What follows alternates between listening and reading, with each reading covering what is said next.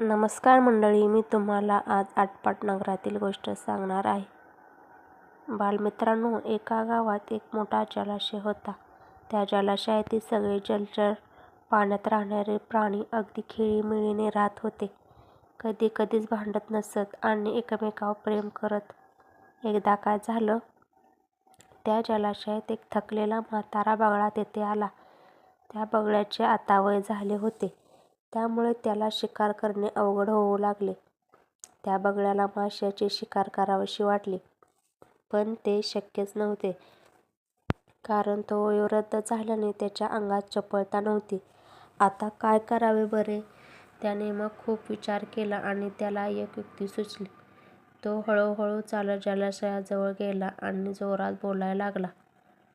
बगळे आजोबा, बरं का मित्रांनो, ऐकले का? आत्ताच मला कळले की या जलाशयातील सगळे पाणी काढून टाकणार आहेत. मग आपण सगळे विना पाण्याचे कसे बरे इथे राहणार? मग आपण कुठं राहायला जायचं? सगळ्या जलचर प्राण्यांना हे ऐकून खूप काळजी वाटली. ते म्हणाले, जलचर, बगळे आजोबा, तुम्हीच काही मार्ग सांगा ना. आम्ही सगळ्यांनी कुठे जायचे? बगळे आजोबा, मला एक दुसरे जलाशय माहीत आहे आणि तेथे मुबलक पाणी आहे.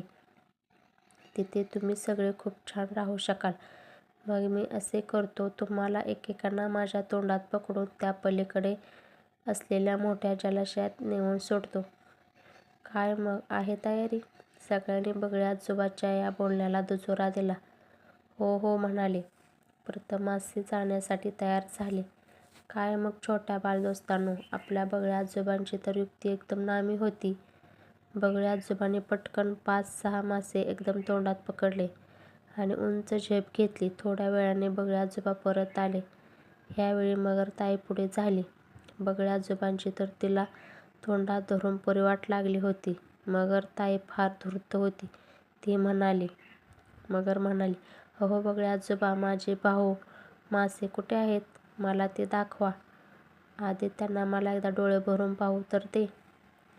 इतक्यात मगर ताईचे लक्ष खाली गेले. तिथे खडकांवर माशांचा गोळा तिला दिसला आणि बाजूला काही मासे अर्धवट मरून पडलेले दिसले.